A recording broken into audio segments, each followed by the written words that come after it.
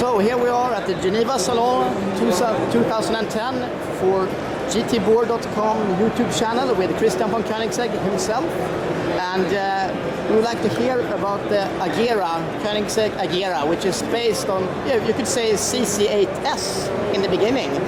Well, yeah, I guess from a philosophical point of view, of course there's not one nut or bolt. Or CC. CC concept.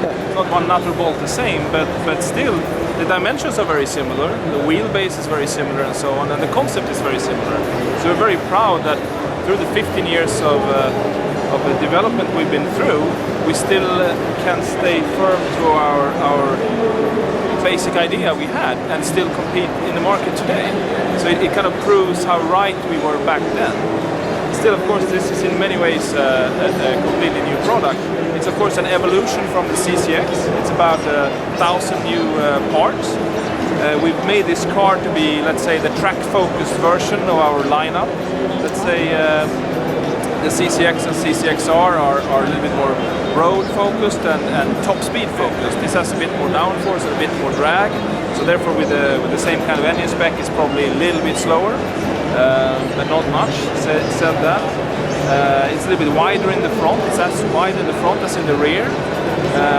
That's a decision we took together with Michelin, that we're developing new tires together with for this car. So we are going to have the latest supercar tires specifically developed for this car over the summer. We have a slightly new look to the front end of the car, a little bit lighter, smaller headlamps, and a bit more venting around the wheels, an outlet behind the wheel. This is new. Exactly. So we extract more air from the front, giving more downforce. We have a new forged wheel design, which actually has functional vortex generation to increase brake cooling.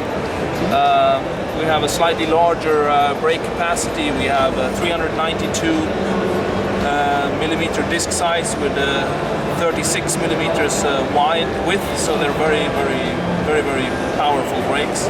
And drilled and 8 pistons instead of 6 pistons? It's actually 6 pistons. Oh, it's 6. Oh, that's right. Yeah, but they're drilled. But basically, you get even more brake performance. Basically, these discs you can go around any racetrack for as long as you want, with absolutely no risk of any kind of fading. And when you say this model is slower than a CCX or CCXR, are you talking top speed or acceleration? Let's say top speed compared to CCXR, since the CCXR has more power. Exactly. And a little bit less drag. Yes. But it's not going to be a low top speed car for that matter. But acceleration-wise and so on, of course, it's going to be fabulous given the 910 horsepower and the very broad torque curve. And the gearing is the same? For now it is, yes, but we're having a 6 months development program for this car. The first ones are going to be delivered in the autumn. See exactly the final spec on the ratios.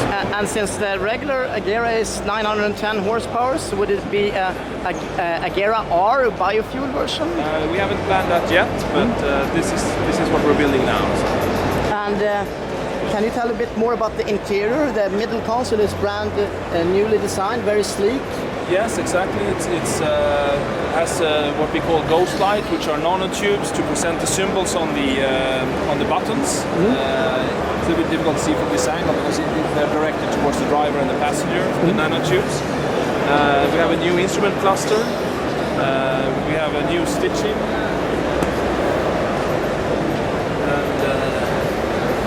And those are basically the new features. And of course we can custom make the graphics on the instrument, and we can move up data from the center console up to the instrument as it is LCD. So any data can be moved from the middle console to the second display. Whatever you're interested in. And how is the new paddle shift system? It's identical to the one in the special editions, and the CCXR with paddle shift is the same? Yes, it's the same, absolutely. You can have electronic differential as well, as in those cars. And also I've heard if you hit the rev limiter with paddle shift, it will shift automatically up to the next loop. Correct, over a certain speed. So it's kind of an auto shift for drag racing and stuff like that. And then at the rear of the car we have set of rear lights, larger diffuser for increased downforce. And the classic air outlet between the lights here as Yes, that's kind of a Koenigsegg tradition.